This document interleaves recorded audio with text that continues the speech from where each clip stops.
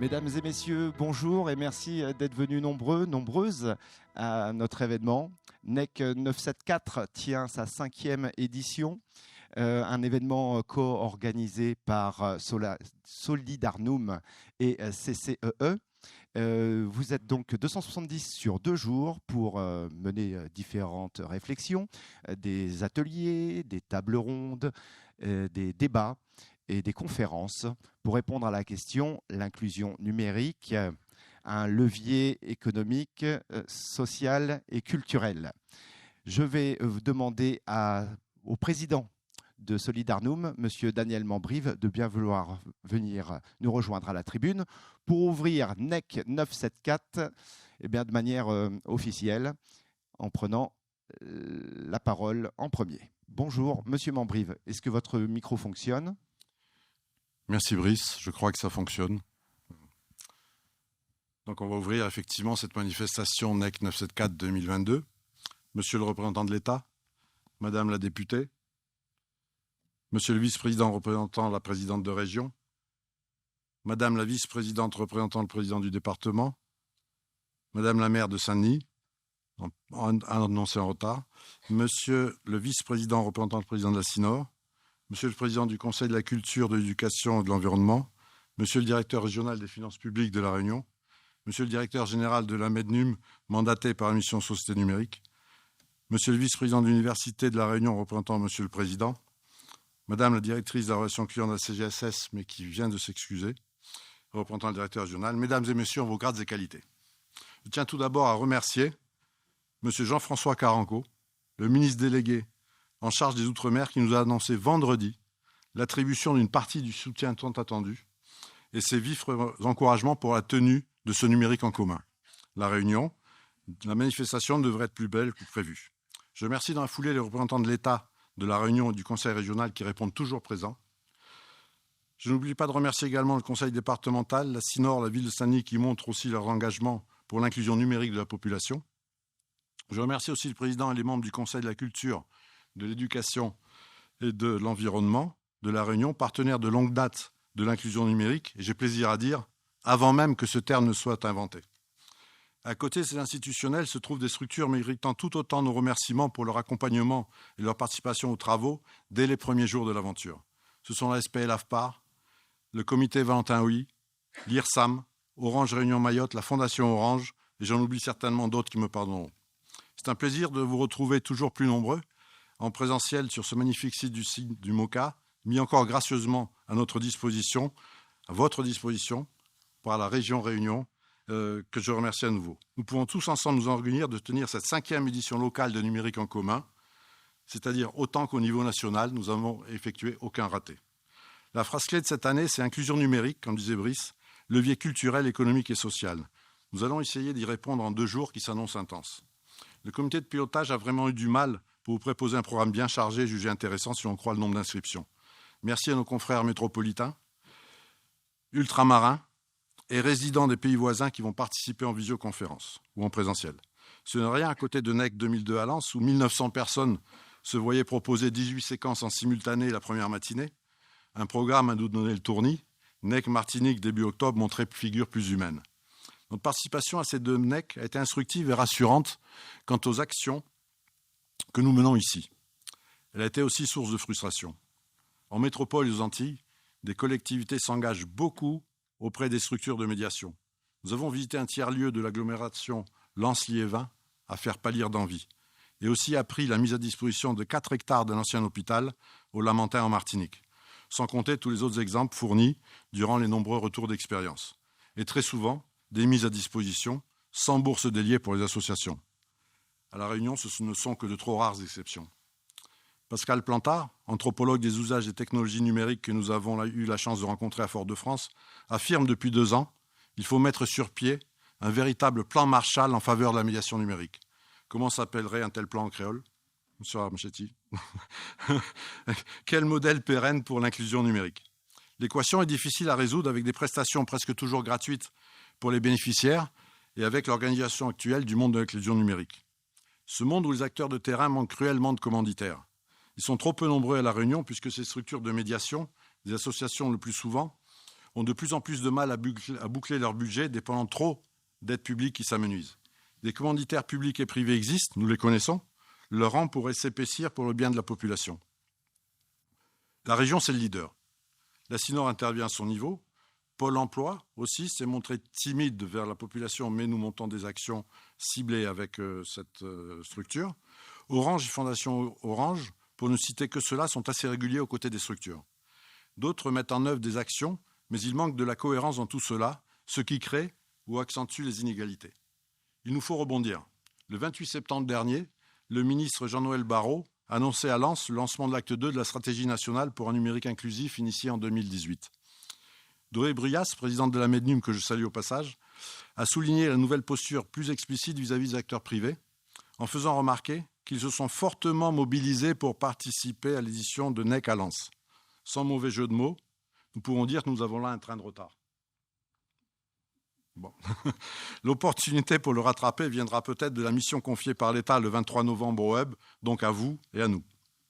La coopérative Mednum est partie prenante de la démarche et son DG mandaté pour le faire, est venue pour décider avec vous, avec nous, de ce lancement bien préparé en amont et qui vous sera présenté après les allocutions d'ouverture.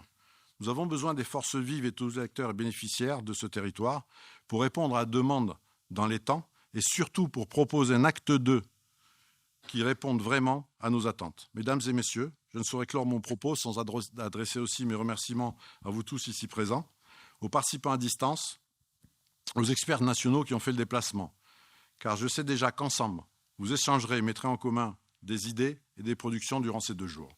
Je vais laisser la parole à nos nombreux partenaires qui vont nous dire comment leur organisation va répondre à la question de savoir si l'inclusion numérique est un levier culturel, économique et social.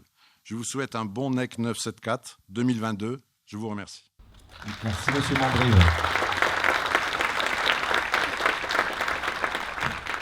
Permettez-moi de vous offrir, M. Mambrive, comme je le ferai pour chacune des personnes qui prendront la parole dans quelques instants, de vous offrir les cadeaux souvenirs de NEC 974 2022, la plaque, le porte-clés et le jeton. Voilà. Merci, M. Mambrive. Je ferai ce cadeau à chacun. Et notamment tout à l'heure à M. Olivier Sébastien, que je demande de bien vouloir venir me rejoindre. Monsieur Sébastien, vous êtes le vice-président de l'Université de La Réunion et vous représentez son président. Bienvenue à la tribune. Monsieur le président de Solidarnum, cher Daniel, Madame la directrice représentant la Caisse générale de la Sécurité sociale de La Réunion, Monsieur le directeur régional des finances publiques, Monsieur le président du Conseil de la culture, de l'éducation, de l'environnement, Monsieur le directeur général de le Mednum, Madame la vice-présidente représentante du Conseil départemental, Monsieur le vice-président représentant le Conseil régional, Madame la députée, Monsieur le représentant adjoint du SGAR. C'est un plaisir pour moi de représenter ici Frédéric Miranville, le président de l'université, qui s'excuse de ne pas avoir pu joindre cette assemblée. Mais en tout cas, sachez que nous sommes fiers de participer à un événement comme celui-ci, puisque l'université, quelque part, est à l'échelle également des défis qui attendent l'inclusion numérique. L'université, c'est 19 000 étudiants, 1600 personnels avec des profils extrêmement variés. Donc la question de l'inclusion numérique, elle se pose bien entendu également à plusieurs niveaux à l'université. Et c'est pour ça que plusieurs actions sont menées dans ce contexte. Et je suis très fier que beaucoup de collègues de l'université vont donc contribuer aux différents événements qui sont prévus dans le cadre de NEC 974. Cette année, parmi les contributions nombreuses, je voudrais en citer juste quelques-unes. Tout d'abord, la contribution sur la création du schéma pluriannuel de l'accessibilité numérique. À la base, c'est une obligation légale des services publics. Eh bien, nous avons choisi d'aller plus loin et donc nous souhaitons témoigner de ce que l'on peut apporter en matière d'accessibilité numérique à travers ce schéma. Donc, nous aurons l'occasion de contribuer dans un atelier qui se tiendra demain sur cet aspect-là.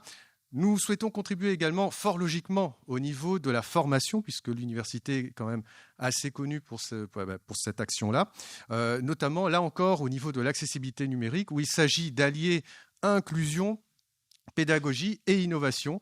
Donc là encore, beaucoup de sujets sur lesquels nous avons travaillé durant l'année écoulée depuis la dernière édition du NEC 974. Et bien entendu, le fait d'inclure aux usages du numérique à travers, par exemple, la certification PIX et certains projets qui vont nous amener certainement à proposer des éléments pédagogiques en amont de la certification pour pouvoir, encore une fois, prendre le maximum de personnes dans leur situation et les amener vers un certain progrès. À travers toutes ces actions, le fil conducteur, vous l'aurez remarqué, c'est la réussite, l'idée d'une réussite qui est l'objectif stratégique numéro 1 de l'université, la réussite pour toutes et tous. Et la réussite ne se limite pas à un diplôme. En réalité, c'est beaucoup plus de ça, c'est la réussite de projets personnels, la réussite à tous les niveaux sur un aboutissement en tout cas de certains projets professionnels. Et c'est pour ça que nous souhaitons donc contribuer sur tous ces éléments de la réussite. La réussite, c'est ce que nous souhaitons bien entendu à cette nouvelle édition du NEC 974. Merci beaucoup à toutes et tous. Merci Monsieur Sébastien.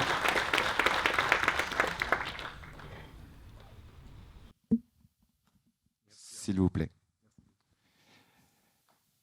Et nous accueillons maintenant Monsieur Guilhem Pradalier, qui est directeur laissez-moi quelques secondes pour que ma mémoire soit bien en place, la MENNUM. La MENNUM, et vous êtes mandaté par la mission Société numérique. Pas tout à fait, vous allez nous l'expliquer alors. Merci. Bonjour à toutes et à tous, mesdames et messieurs les élus, mesdames et messieurs les directeurs. Je suis très content de vous parler aujourd'hui et d'avoir pu répondre présent à l'invitation de Daniel pour participer à ce numérique en commun réunion. Alors à plusieurs titres et beaucoup aujourd'hui, plus qu'ailleurs peut-être, puisque en ma qualité déjà de directeur général de la MEDNUM, qui est la coopérative nationale qui rassemble les acteurs de l'inclusion numérique. Alors au maximum, aujourd'hui on en réunit environ 120, que ce soit des acteurs publics, privés, voire même des personnes physiques comme des médiateurs ou des conseillers numériques. L'idée de numérique en commun colle vachement avec ce qu'on essaie de faire à la MEDNUM, puisque on part du principe que sur ce secteur-là, la réponse à la question qui est posée et que je trouve bien formulée d'ailleurs, elle doit être collective et on doit y répondre en commun.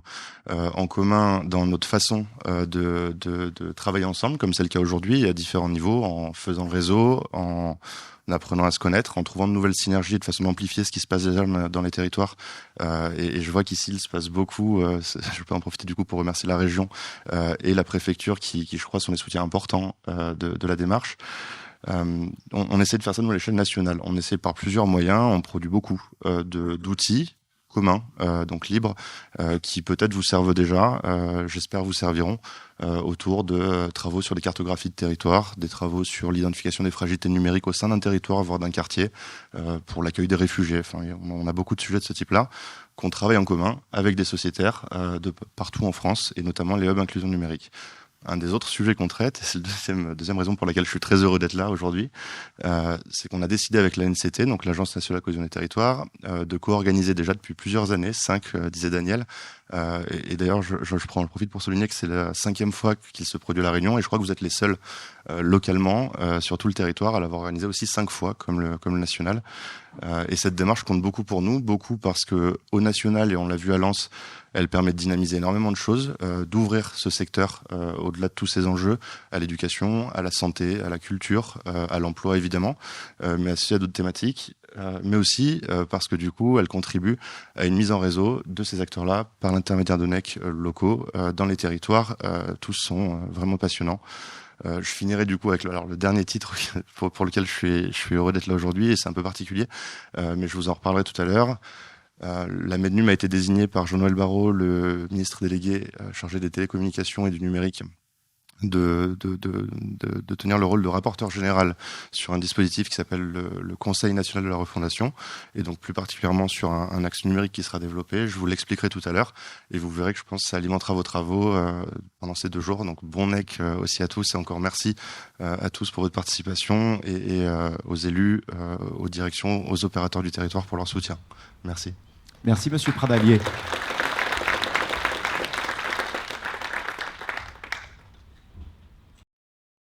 S'il vous plaît. Nous accueillons maintenant à la tribune Monsieur Joaquin Sester, directeur régional des finances publiques de La Réunion. Bienvenue, Monsieur Sester.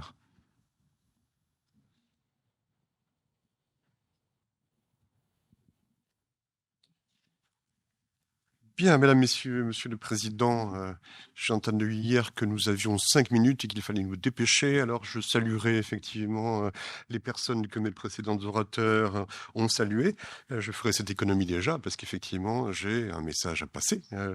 Celui d'abord de vous féliciter d'avoir organisé cette 5e édition de l'événement numérique en commun à La Réunion et de me réjouir de notre participation et de cette organisation. Je soulignerai effectivement que l'association Solidarnom, je prononce ce nom un petit peu, comme j'ai fait du latin longtemps, et donc chacun le prononce comme il le souhaite, mais le nom me plaît bien, moi. Donc cette association anime et agit au sein de ce réseau d'acteurs publics et privés. Je dirais qu'elle est le fer de lance de la lutte contre l'électronisme. Et vous me pardonnerez effectivement, fer de lance, cette expression un peu guerrière, mais je vous propose que dans cette matière, nous nous comportons tous en militants de la lutte contre l'électronisme et que nous soutenions effectivement l'action de Solidarnom sur ce sujet-là. Alors, je voudrais aussi rappeler que nous sommes un partenaire historique de Solidarnom. Danny Fantino, qui nous a accueillis tout à l'heure, me rappelait que notre partenariat remonte à 7 ou 8 ans. C'était un peu imprécis. Moi, je ne suis là que depuis 2 ans et je me félicite effectivement que nous soyons un partenaire. Je félicite effectivement Danny Fantino d'avoir été à l'origine de ce partenariat grâce à son dynamisme et sa fibre sociale, si je puis me permettre. Et je dirais que ce chantier est maintenant celui de Laurie Alibert, qui est aussi connu dans les travaux qui sont menés. Alors, je rappellerai aussi que la Direction régionale des finances publiques agit dans ce secteur, pour les particuliers, dans les services d'impôt des particuliers, à l'accueil. C'est une action des cadres et des agents d'accueil, de nos volontaires du service civique qui accompagnent nos usagers, qui viennent utiliser effectivement les ordinateurs que nous mettons à leur disposition. Voilà, nous participons aussi à cette lutte par l'intermédiaire effectivement des conventions et des partenariats que nous avons noués avec les espaces France Service, 28 désormais à La Réunion, avec effectivement les CCAS et les travailleurs sociaux. Nous sommes aussi prescripteurs de bons dans le cadre du pass numérique qui a été promu par la région Réunion. Et je me félicite effectivement que nous soyons prescripteurs, même si notre action mérite d'être renforcée à cet égard. Alors, je voudrais rappeler que les efforts de la Direction régionale des finances publiques pour l'inclusion numérique sont d'abord nécessaires pour nos usagers, pour les aider effectivement soit à déclarer les revenus, soit à déposer une réclamation, soit à nous faire reconnaître la naissance d'un enfant qui fait qu'on recalcule le prélèvement à la source. Donc c'est une action que nous menons pour faire en sorte que nos usagers bénéficient à plein de leurs droits, qu'on ne paye les impôts qu'on doit, et uniquement cela, ou qu'on conteste effectivement quand on n'est pas satisfait de ce que nous avons calculé. C'est une façon, en effet, donc, de faire en sorte que nos usagers bénéficient de leurs droits. Je dirais aussi que, justement, dans le cadre du titre de nos travaux cette année, c'est une façon, effectivement, de faire en sorte que nous n'oublions pas les personnes dans le bénéfice des droits auxquels elles ont droit. Et je dirais qu'au-delà, effectivement, de l'impact de l'inclusion économique, sociale et culturelle, je dirais que c'est d'abord un devoir, un enjeu de citoyenneté et de démocratie. Merci. Merci, Monsieur Sester.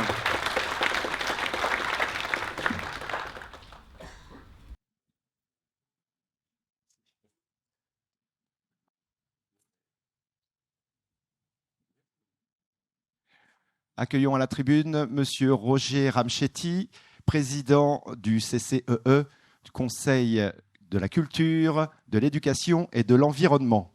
Bienvenue, Monsieur Ramchetti.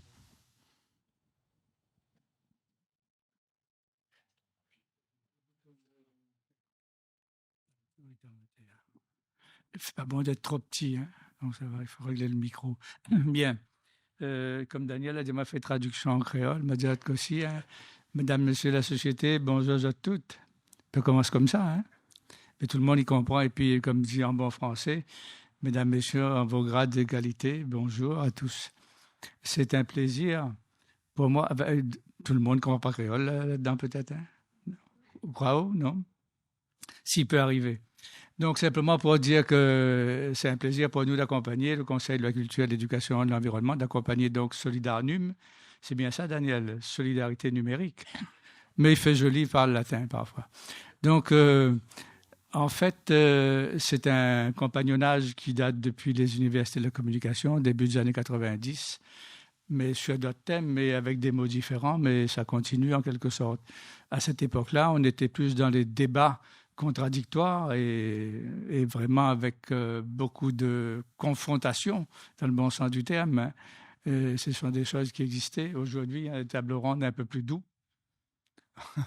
de ce côté-là, mais surtout ce qui s'est passé depuis cette période qui date de début des années 90 jusqu'à 2000 et même après, c'est la numérisation qui a permis d'avoir toute une longue période où il y a eu des créations, des nouveautés, plein de choses nouvelles donc de ce côté-là.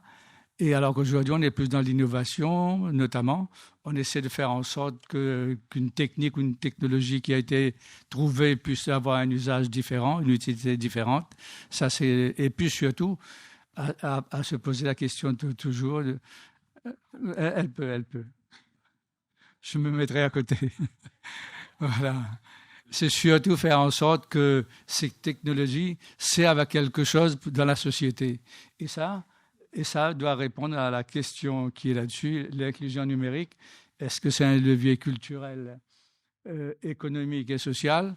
Je pense que la question est posée pour avoir une réponse qui est oui, de toute façon. Culturelle, parce que j'ai oublié son nom, mais déjà, dans les intervenants de 1990, il y avait un Québécois qui disait que de toute façon, ça va changer même le cerveau de nos jeunes. Il avait déjà cette vision-là. Il avait créé à cette époque-là numérique 3.0. Mais comme il n'a pas trouvé d'autres personnes pour l'accompagner, il a abandonné. Mais toujours est-il que je crois que quand on regarde aujourd'hui la réaction des jeunes vis-à-vis des nouvelles technologies, des outils, c'est pas pareil. Donc ça a bien changé donc cet aspect-là. Économique, forcément, tout ça a créé de l'économie, du marché, etc. C'est normal. Et il reste le problème du lien social. Certainement, c'est vrai. Mais moi, même si j'utilise un peu, je ne suis pas très, très fanat des réseaux sociaux. Et surtout, j'aime pas trop quand il n'y a pas de lien social à caractère un peu humain. C'est-à-dire que si on ne se voit pas un peu, c'est bien beau d'envoyer des messages, etc. Et ça me gêne un peu, mais on l'accepte volontiers. Hein. Et pour cette édition-là, cette année particulièrement, nous continuons un travail qui a été commencé depuis 2 ans déjà sur le patrimoine numérique. Et je crois que demain matin, on aura l'occasion d'en parler un peu sur d'abord l'idée d'un portail au niveau de l'archivage. Je crois que c'est nécessaire. Je pense que ce qui est fondamental dans notre société d'aujourd'hui, c'est faire en sorte que personne n'est laissé sur le bord de la route et qu'on puisse faire en sorte que ça profite vraiment, vraiment à tout le monde. En tout cas, bons travaux à vous tous et à bientôt là, dans les ateliers. Merci, Monsieur Ramchetti.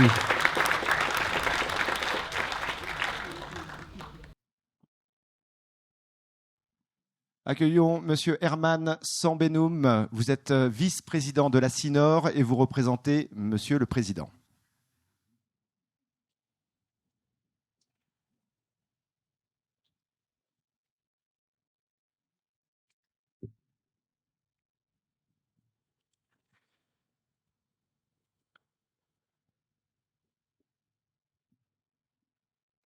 Monsieur le président de Solidarnum, Madame la maire de Senlis, Mesdames et messieurs les élus, Mesdames et messieurs en vos grades et qualités, bonjour à tous et à toutes.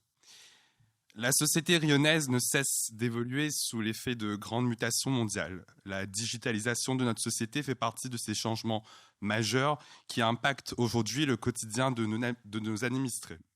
Cette nouvelle réalité oblige en effet nos citoyens usagers à s'adapter, à transformer leur comportement en y intégrant le numérique. Depuis la création d'Internet dans les années 90 et l'apparition des réseaux sociaux en 2000, le numérique avait pour ambition initialement, d'être une réponse à la réduction des exclusions sociales. Mais dans les faits, la réalité en est tout autre.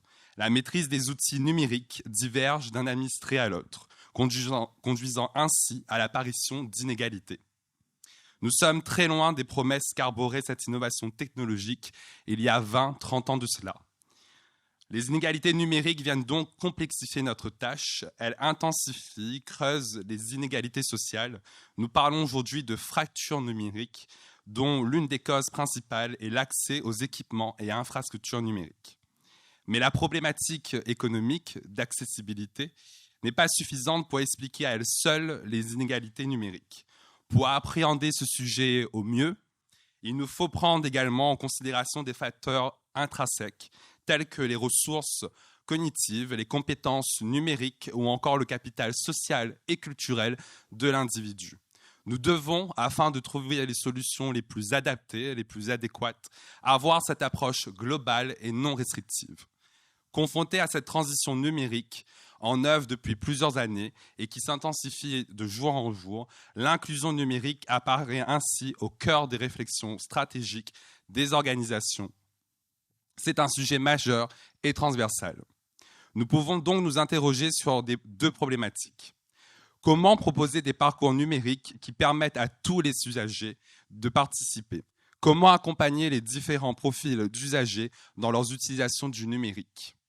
En d'autres termes, il nous faut traiter le numérique comme un outil, un levier de développement humain. Et pour ce faire, nous devons déconstruire ces inégalités numériques.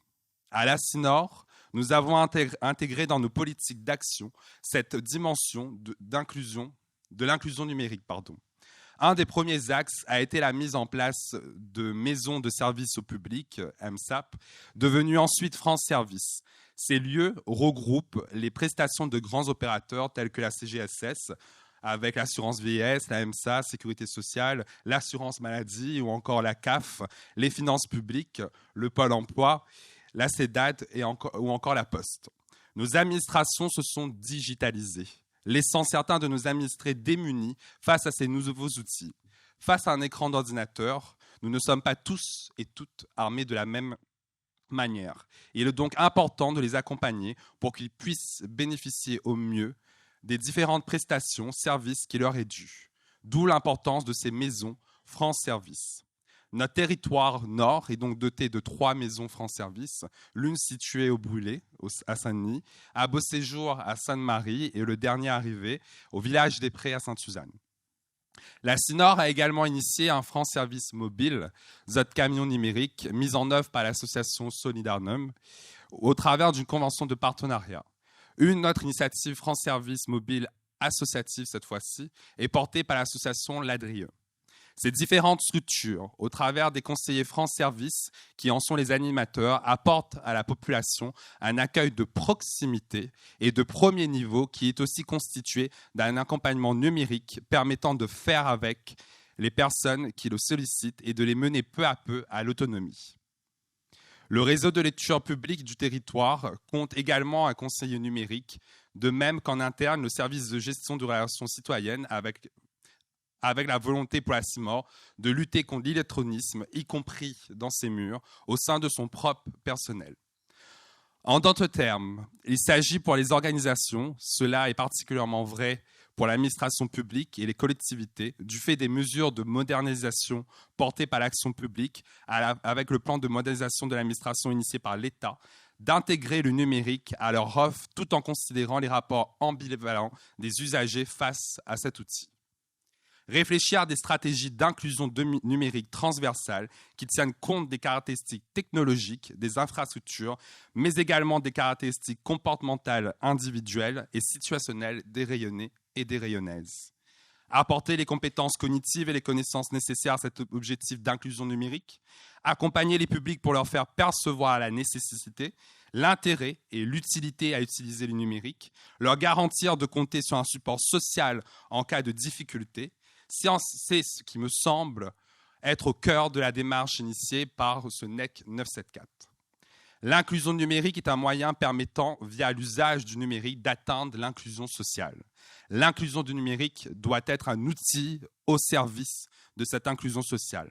C'est appréhender les codes de la culture numérique, pouvoir en faire usage dans sa vie quotidienne et avoir conscience des opportunités que peut offrir le numérique pour améliorer sa qualité de vie, favoriser sa citoyenneté, son autonomie et son bien-être.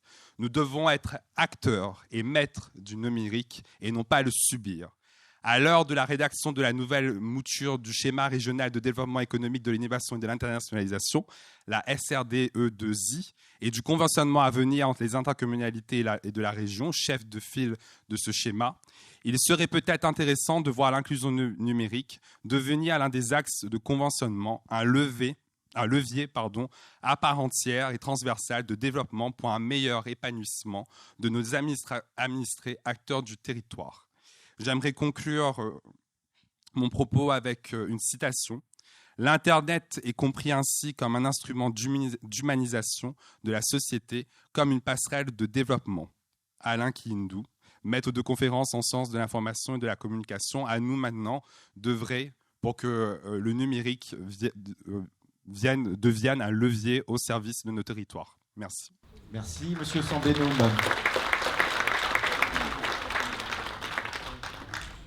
Je vous remettrai vos surprises dans un instant, puisque vous êtes descendu de l'autre côté, ou alors pendant que vous êtes encore debout. Je viens à votre rencontre. Merci beaucoup. Nous accueillons maintenant Madame la Ministre Erika Baretsch, maire de la ville de Saint-Denis. Bonjour, Madame la Ministre.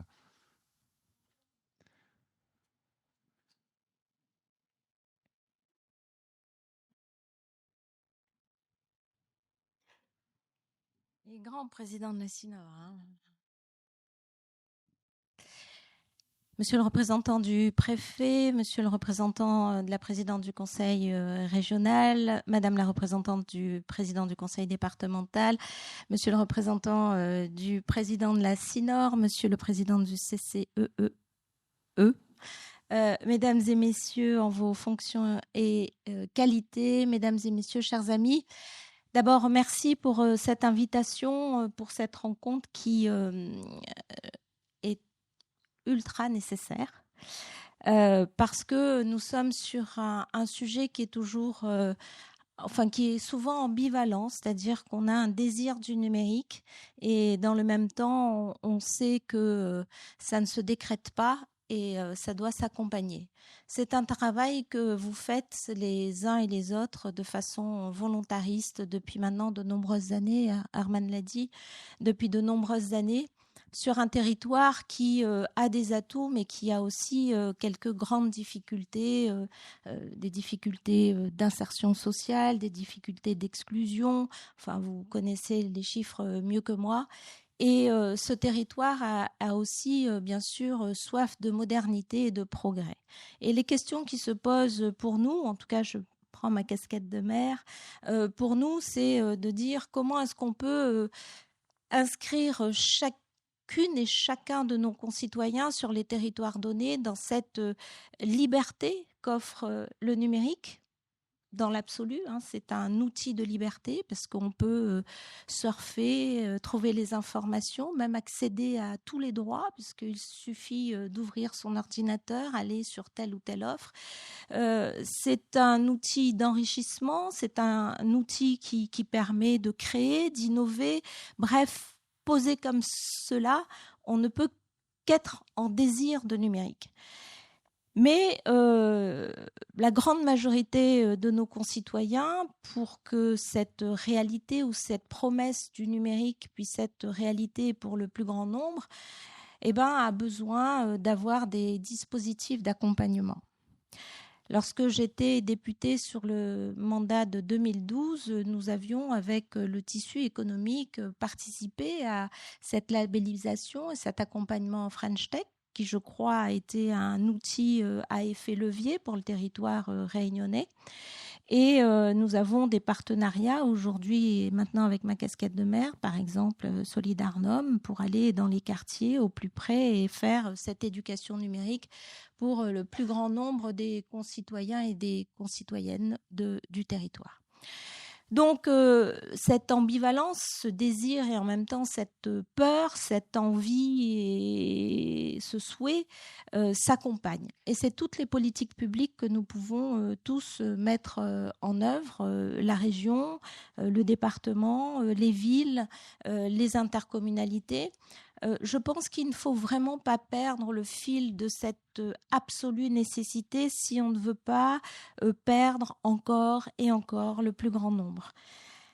On fait beaucoup de choses, mais peut-être que nous devrions plus nous parler, et c'est vrai qu'avoir des rencontres comme celle-ci sont très importantes parce que ça permet de se connaître, de tisser les liens sur ce que j'appelle moi l'hyperproximité, c'est-à-dire la réalité des territoires, des quartiers, où ils sont, quelle est la sociologie de telle ou telle population qui a telle ou telle ville, tel ou tel quartier, parce que ça compte aussi, parce que il faut connaître les comportements pour savoir si les gens, pourquoi ils n'y vont pas et comment ils pourraient aller vers cet outil numérique. Il suffit pas de décréter, encore une fois, il faut accompagner. C'est pour ça que la volonté de la région d'être sur l'accompagnement de la médiation, il faut en faire un vrai volume. Pardon de ce terme, d'utiliser le mot volume alors qu'on est sur un nombre d'individus. Si on veut vraiment accélérer, je pense, la numérisation de la société, ou en tout cas dans une certaine mesure, pour justement faire plus d'accès aux droits, plus d'innovation, plus de connexion au monde, sans être obligé de prendre l'avion, même si je suis d'accord avec le président du CCE, c'est bien, mais il faut aussi de la rencontre, c'est ce qu'on fait aujourd'hui. Eh ben, il faut être sur des volumes importants. Il faut toucher le plus de monde possible en cohérence et en se parlant. Il faut qu'on partager ce que nous faisons sur nos territoires. La Cénor disait ce qu'elle faisait. Je suis désolée, je suis arrivée en cours d'exposé et de discours et certainement les uns et les autres avant moi ont pu déjà dire tout ce qu'il était fait sur leur territoire. Nous le faisons aussi sur la ville de Saint-Denis. Mais quand on le fait, c'est pour pallier en quelque sorte. C'est pour pallier à la distance qui peut exister entre l'accès au numérique et la réalité au quotidien des gens. C'est pour ça que les actions de Solidarnom sur les territoires existent. C'est pour ça que nous mettons des bus d'accès aux droits qui voguent comme ça dans les quartiers. C'est pour ça que nous subventionnons des associations pour qu'on puisse faire de l'éducation ou en tout cas de la médiation auprès de nos populations. Donc tout ça est absolument nécessaire. Nous croyons beaucoup, comme vous tous ici dans la salle et ceux qui ne sont pas dans la salle et qui y croient, nous croyons vraiment beaucoup que c'est une chance pour la Réunion d'être connectée au monde et que le numérique peut être un outil facile, j'allais dire, ou moins coûteux peut-être qu'une ligne d'avion ou que sais-je, mais le numérique est vraiment un outil de connexion. Et on ne peut pas être sur le dernier bout de l'océan Indien, proche du pôle austral, très isolé en vérité du monde, et en même temps très inclus dans le monde. On est les deux en même temps. On est très isolé des voies maritimes traditionnelles, on est très isolé par rapport aux voies aériennes, on est très isolé, mais en même temps, on est sur un bassin océan Indien très riche, pris entre des continents africains et Asie qui nous permet de rêver à cette connexion. Donc, le numérique est aussi cette chance-là. Nous y croyons beaucoup, mais pour qu'elle profite, mais pour que ce numérique et cette connexion profitent au plus grand nombre, alors il faut, de mon point de vue, continuer à faire ce que nous avons tous déjà commencé avec plus d'aide et de support pour partager cette connaissance, cet allant, cette agilité que certains ont et que trop de Réunionnais n'ont pas. Et je crois que c'est un enjeu de société, c'est un enjeu moderne de l'égalité. On posait l'enjeu de l'égalité sur l'accès à l'école, peut-être encore sur l'accès à la culture, et je pense que l'accès au numérique est un enjeu d'égalité, un peu de cette société moderne. Voilà, je ne voudrais pas être plus longue. Je vous souhaite de beaux et bons travaux et comptez bien sûr sur la ville de Saint-Denis pour pouvoir, là où nous pouvons le faire, contribuer au développement du numérique dans cette belle île de l'océan Indien. Merci. Merci Madame la Ministre, Madame la Maire, Madame Barretch, je vous remets les cadeaux souvenirs de l'édition 2022. Nous accueillons maintenant Madame Sophie Arzal, vice-présidente du conseil départemental. Vous représentez Monsieur le Président. Soyez la bienvenue à la tribune.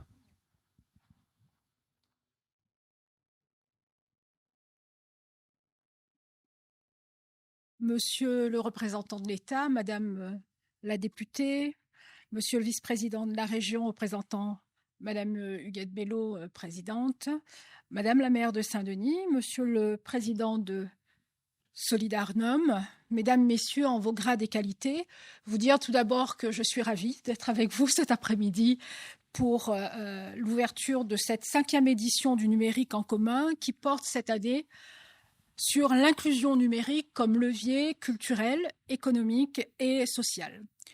Je voudrais tout d'abord, au nom du président Cyril Melchior et de mes collègues élus du conseil départemental, saluer l'organisation de cette manifestation qui permet de réunir les acteurs du territoire engagés pour une meilleure inclusion numérique.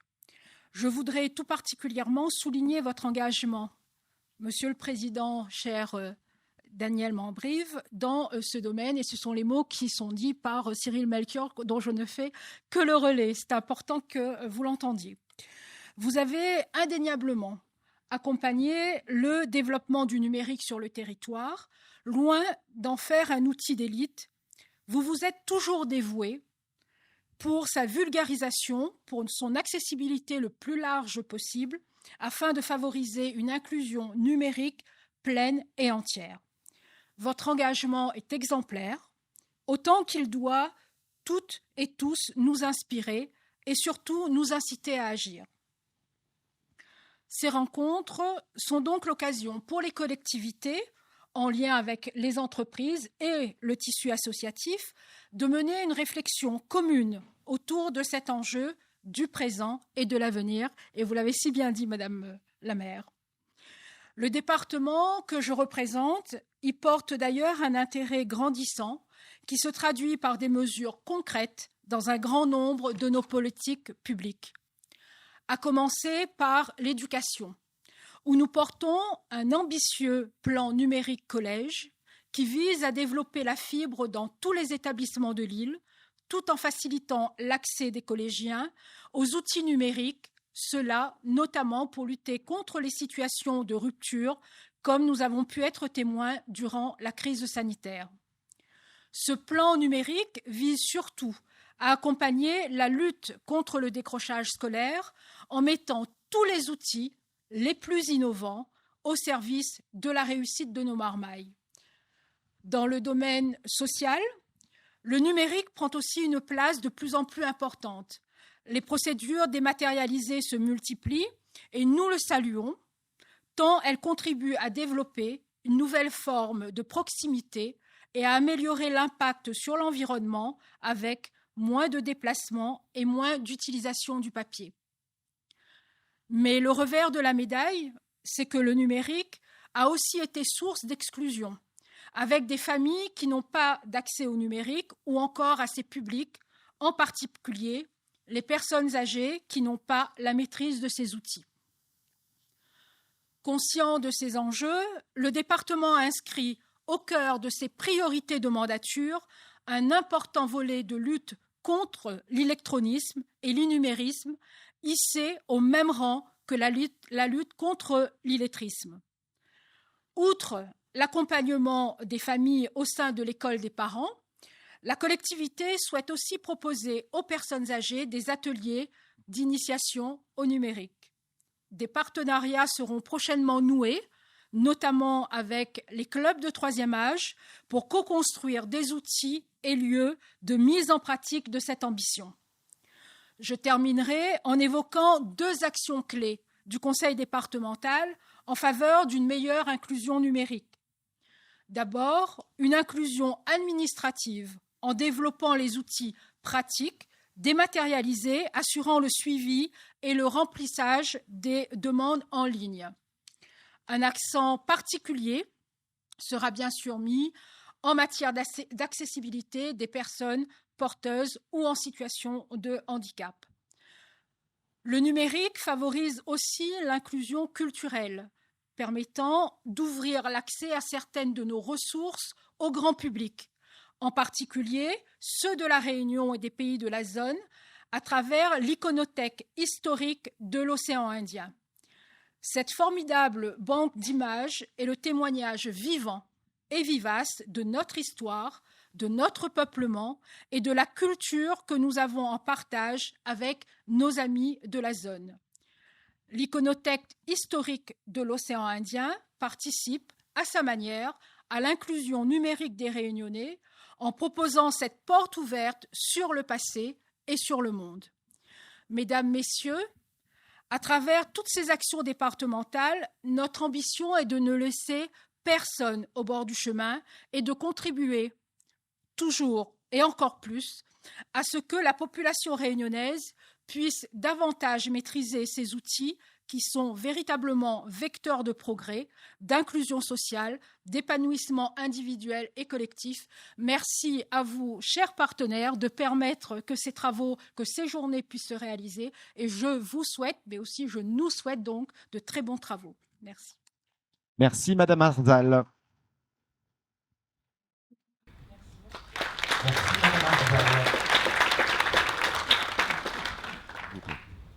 Nous accueillons maintenant Monsieur Norman Omarjee, 3e vice-président en charge du numérique à la région Réunion, et vous représentez Madame la Présidente.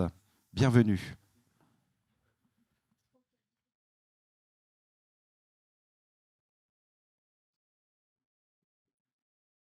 Bonjour à toutes et à tous.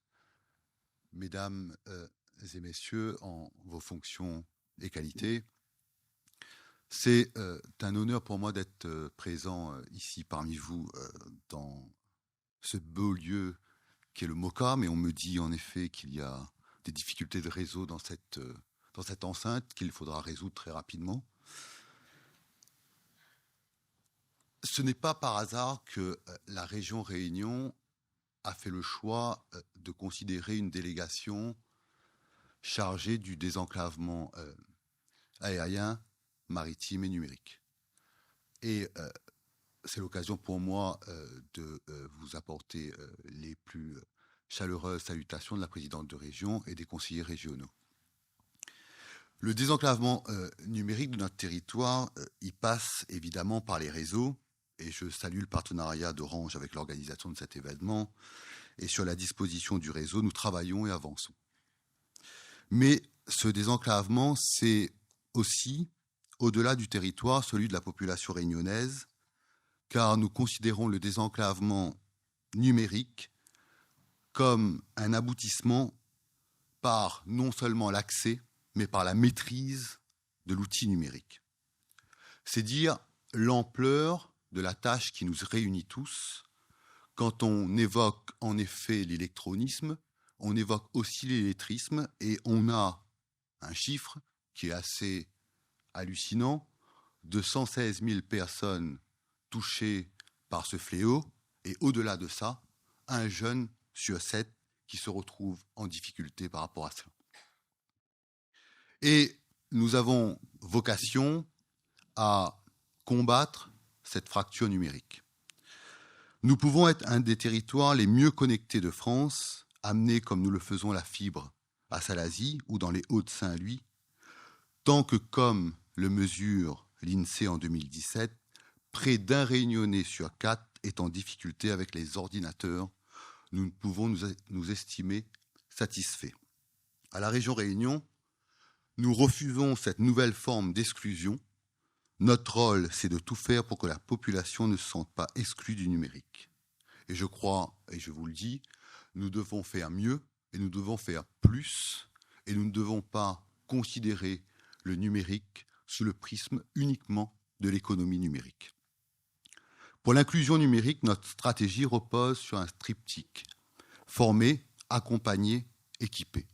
Dans le domaine de la formation, nous avons pris toute notre responsabilité à travers la signature le 21 septembre dernier, aux côtés notamment du département, du rectorat, des services de l'État, de l'université, de la Caisse des allocations familiales, une charte d'engagement validant le plan régional pour la maîtrise des compétences clés. figure parmi les 8 compétences clés, en 4e position, la compétence numérique. Ce travail de formation est essentiel. Selon l'ARCEP, 75% des emplois requièrent la maîtrise des compétences numériques de base. L'inclusion numérique est pour nous, dès lors, un levier dans l'accès du Réunionnais à l'emploi. La région s'engage dans des projets concrets, comme vous le savez, le déploiement sur le territoire du pass numérique, dont nous sommes aujourd'hui un des 10 départements les plus utilisatrices de ce dispositif. Ce dispositif nous permet effectivement de former, à travers aujourd'hui 31 structures de médiation, la population a des compétences comme effectuer des démarches administratives en ligne, utiliser un compte de courrier électronique, naviguer sur Internet. Je tiens ici à saluer, et notamment j'ai vu qu'il y avait beaucoup de gens de Saint-Paul, le travail de tous ces médiateurs du numérique. Nous continuerons évidemment à travailler au maillage du territoire et nous menons évidemment actuellement une campagne de communication pour faire connaître ce dispositif pass numérique au grand public. Nous avons élargi ce dispositif. Ça a été évoqué par Madame la Ministre, par Erika. Vous avez un sentiment d'ambivalence quand on parle du numérique, une forme d'attractivité parce que nous avons un territoire dont le réseau, la fibre, a une réalité sur le territoire, et vous avez à la fois une peur de l'utilisateur de cet outil numérique ou une impression générale, c'est de considérer qu'elle exclut ou elle écarte de la société du lien social. Et je crois pouvoir affirmer, après 18 mois de mandature, que quand on regarde sous le prisme un peu macro cette situation, cette ambivalence, le numérique n'est qu'un fauné des maux de la société. En tous les cas, les peurs qui s'apparentent à cela. Je m'explique. Je crois que la société réunionnaise, ou la société tout court, considère que le lien social entre nous tous est rompu, ou que nous avons des difficultés, en effet, à trouver des liens ou des moments de partage. Et le numérique nous donne cette impression, une impression que nous devons combattre, et c'est pour cette raison que nous parlons d'inclusion, nous donne cette impression d'exclusion. Et nous devons aller sur ce travail de formation dès la petite enfance. Et tout au long de la vie, nous devons considérer qu'il doit être mené au front sur le travail et sur l'équipement des ménages réunionnais. Je suis d'une génération où il est devenu plus courant d'avoir un ordinateur à la maison, et cet accès à une informatique de proximité a contribué à former ma génération. Celle qui arrive, cette génération, c'est la génération des smartphones. Et la génération des smartphones, en effet, dans certains foyers, nous n'avons pas d'ordinateur.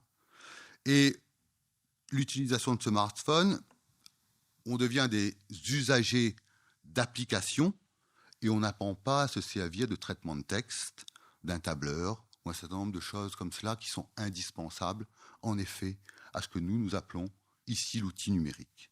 Les compétences numériques, c'est aussi savoir coder, et je tiens à saluer le travail d'associations qui, en initiant nos marmailles à la programmation, préparent aussi les codeurs de l'avenir. Équipés, nous y travaillons à travers le plan ordinateur portable pour que les lycéens puissent avoir un outil informatique. Cependant, notre volonté que les foyers réunionnais puissent être équipés d'un ordinateur connecté à Internet ne peut dépendre de la seule présence d'un lycéen. Je considère qu'il est temps de ne plus considérer des Réunionnais comme des consommateurs. Les dispositifs qui ont eu des mots galvaudés comme chèque doivent être jetés aux orties.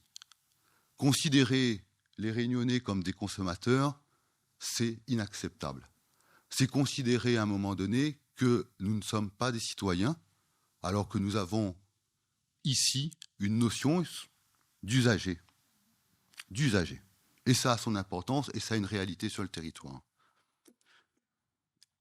C'est conscient de l'ampleur de la tâche et l'humilité qui doit conduire nos actions, que nous devons considérer le numérique non pas sous le prisme du bling-bling, uniquement de l'économie numérique, et nous devons considérer que cette difficulté de la tâche qui est devant nous doit nous permettre en effet de continuer à accompagner les acteurs du numérique que vous êtes, considérer en effet que nous devons, comme ça a été dit, ne laisser quiconque au bord du chemin. La route est longue, l'ampleur de la tâche est immense et nous devons évidemment ensemble arriver à ce résultat commun. C'est pour cette raison, Monsieur le Président, cher Daniel, je veux ici te remercier, vous remercier, de nous permettre de participer à ces journées de formation, à ces 2 journées de formation, qui sont à la fois pour les décideurs que nous sommes des moments privilégiés, qui nous permettent en effet de comprendre évidemment les attentes qui sont les vôtres, pour que nous puissions prendre des décisions qui ont un impact non pas sur demain, mais sur les 10 prochaines années. Voilà l'ampleur de la tâche et vous trouverez toujours la région à vos côtés. Je vous remercie. Merci, Monsieur Omarjee. Je vous remercie. Merci, Monsieur Omarjee. S'il vous plaît. Je vais monter quelques instants auprès de la tribune pour m'assurer que la visio fonctionne bien et pour souhaiter la bienvenue à Madame la députée qui va prendre la parole dans un instant, Madame Amélia Lacrafi. Vous êtes à l'Assemblée nationale et députée de la 10e circonscription des Français à l'étranger. Est-ce que vous nous voyez, Madame la députée? Est-ce que vous nous entendez? Alors, nous avons l'image, nous n'avons pas encore le son. Donnez-moi quelques secondes afin de vous donner la parole. Est-ce qu'on peut faire un petit test? Dites-nous bonjour. Alors, nous sommes en train de régler avec la technique le petit souci de son. Rassurez-vous, on devrait trouver la solution très vite. Et je suis là pour combler. On vous aperçoit. C'est déjà une bonne chose. Vive le numérique. Vive le numérique. Ça y est, on vous a entendu. C'est encore mieux qu'un bonjour. Vous êtes applaudi d'ailleurs par certains. Bonjour, Madame la députée. La parole est à vous. Nous sommes à votre écoute. Merci beaucoup. Mesdames et messieurs, en vos grades et qualités, à mon tour de vous remercier pour cette invitation à prendre la parole pour le lancement de cette nouvelle édition du NEC La Réunion. En quelques mots, pour vous dire pourquoi je tenais à être présente à vos côtés aujourd'hui. Je suis là d'abord pour saluer votre démarche et votre engagement, car vous répondez à l'un des grands défis de notre époque. Avant de m'engager dans des fonctions électives, j'ai été à la tête de 2 entreprises, dont une de cybersécurité. De ce fait, je suis plus que sensible à toute initiative qui tend à promouvoir les bons usages du numérique. C'est un chantier immense, fondamental, tant il concerne toutes les générations, toutes les catégories sociales et finalement tous les pans de notre société. Je peux vous dire qu'il y a encore du chemin à parcourir, même à l'Assemblée nationale, et y compris dans les sphères que l'on présume aguerries et sachantes. Comme vous, j'ai donc la conviction que face au développement de ces outils, il convient de se montrer volontariste et d'aller chercher les populations, toutes les populations, pour faire du numérique un espace de ressources pour le bien commun, sécurisé, et non une zone de non-droit et d'exclusion. C'est ensuite en ma qualité de députée représentant les Français établis en Afrique, au Moyen-Orient et dans l'océan Indien que je voulais apporter un témoignage. Nos compatriotes de l'étranger perçoivent avec beaucoup d'acuité la nécessité d'être bien et mieux accompagnés dans le recours au numérique. La dématérialisation est croissante dans les démarches administratives.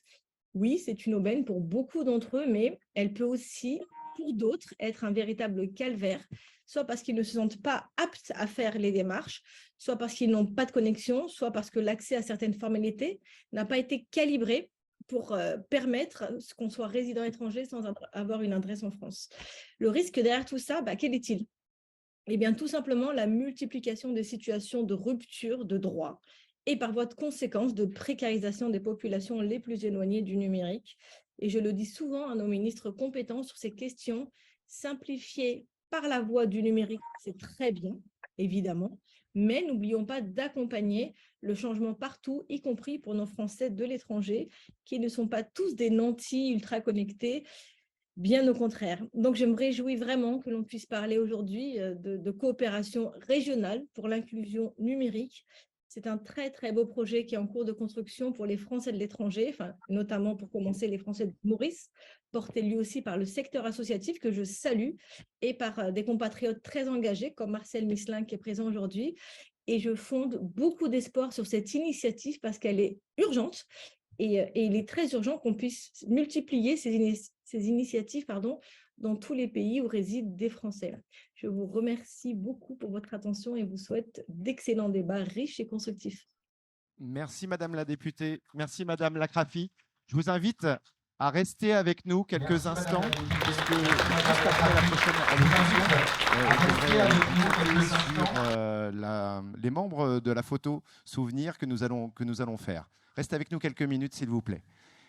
Nous allons donner la parole maintenant à Monsieur Jean-Jacques Tomasini, qui est avec nous, qui représente l'État. Bienvenue, Monsieur Tomasini. Bonjour, mesdames et messieurs, en vos grades et qualités, mesdames et messieurs. Je suis très heureux de clôturer ces discours de la part du préfet qui n'a pas pu venir. Et je voudrais d'abord remercier Solidarnum pour l'organisation de cette manifestation. C'est une manifestation qui est une manifestation d'envergure, d'apprentissage, et une manifestation qui est pérenne, puisque c'est la 5e édition, comme on l'a dit. Je veux aussi remercier la région pour son accueil au MOCA, qui est quand même un site idéal pour que nous puissions travailler ensemble. Alors, juste quelques mots pour dire qu'au niveau de l'État, puisque je dois parler de ce que fait l'État, l'État s'occupe de la transformation numérique. C'est-à-dire qu'il s'occupe des collectivités et il soutient les collectivités. Nous avons donc cette année soutenu les collectivités pour leur transformation numérique. Et ensuite, l'État s'occupe aussi de transition territoriale, c'est-à-dire qu'il s'occupe de tout ce qui peut, au niveau du territoire, permettre plus d'inclusion numérique. Alors, il y a de l'arsène, hein, je ne sais pas ce qu'il y a là. Ouais. Alors, au niveau de la transition territoriale, qu'est-ce que nous avons fait jusqu'à maintenant ? Nous avons créé des maisons de services publics. Nous avons également créé des réseaux de tiers-lieux, des tiers-lieux. Et nous avons toujours soutenu des fabriques de territoire, des manufactures de proximité. L'idée de la transition territoriale, c'était de créer un terreau qui soit susceptible d'accueillir la population et de coordonner toutes les actions d'inclusion numérique. Alors, ces actions ont été particulièrement bien suivies sur La Réunion, puisque nous avons 6 fabriques de territoire, une manufacture de proximité, nous avons 26 maisons de services publics labellisées. Enfin bref, c'est vraiment une grande réussite sur le territoire. Et enfin, la dernière thématique sur ce sujet, c'est l'inclusion numérique stricto sensu. C'est-à-dire que pour l'inclusion numérique, nous avons mis à disposition du territoire 60 conseillers numériques qui sont au sein des structures privées, au sein des collectivités et qui accompagnent les personnes qui ont des difficultés lorsqu'elles veulent faire leur démarche administrative. Alors ces 60 conseillers numériques, ça a coûté quand même 2 millions d'euros hein, sur La Réunion. Hein. Ces 60 conseillers numériques sont payés hein, et mis à disposition par l'État sur 3 ans. Et je pense qu'il va y avoir une pérennisation de ces conseillers numériques. Voilà. À partir de là, nous avons aussi mis en place des aidants connect. Ce sont des personnes qui sont formées au sein des administrations ou autres et qui sont chargées d'aider, hein, les aidants connect, d'aider les personnes avec une habilitation particulière à remplir leur démarche respective, les impôts et autres. Voilà. Alors, au niveau de la préfecture, on est soutenu par la NCT. On est aussi soutenu par la coopérative dont on a parlé tout à l'heure, la Mednub. Et au niveau des territoires, il est évident qu'on travaille de manière très, très soutenue avec les collectivités. Alors voilà, je crois que vraiment, le terreau numérique existe, hein, tout a été fait de telle façon que ça avance, mais il faut quand même que nous puissions nous rencontrer comme aujourd'hui, et c'est vraiment la grande qualité de cette manifestation. Il faut vraiment que nous puissions nous rencontrer pour que vous puissiez, lors des tables rondes, intervenir et nous indiquer quelles sont pour vous les limites de l'exercice, quels pourraient être les obstacles ou quelles pourraient être les avancées que vous souhaiteriez. Alors, il va y avoir un certain nombre de tables rondes sur les réseaux tiers-lieux cet après-midi, donc sur les tiers-lieux, sur les fabriques de territoire, des tables rondes sur les France Services, des tables rondes sur l'inclusion au sens strict, une table ronde sur la coopération, puisque Madame la députée était là justement et va y assister, coopération régionale, et je suis persuadé qu'il va y avoir au bout de ces 2 jours des conclusions particulièrement intéressantes. Voilà, je vous remercie pour votre attention et bon travail à tous. Merci Monsieur Tomasini. Laissez-moi vous remettre le présent. Merci Monsieur Tomasini. Vous pouvez même rester avec nous sur scène, puisque je vais inviter toutes celles et ceux qui ont pris la parole à bien vouloir venir nous y rejoindre afin de faire la photo qui viendra vraiment achever cette cérémonie d'ouverture. Je vais décaler pour vous le chevalet. Et nous sommes avec Madame Lacrafi sur l'écran qui est juste ici. Il suffit de choisir celui de gauche ou de droite. Au plus près de l'escalier. Alors, est-ce que nous avons tout le monde?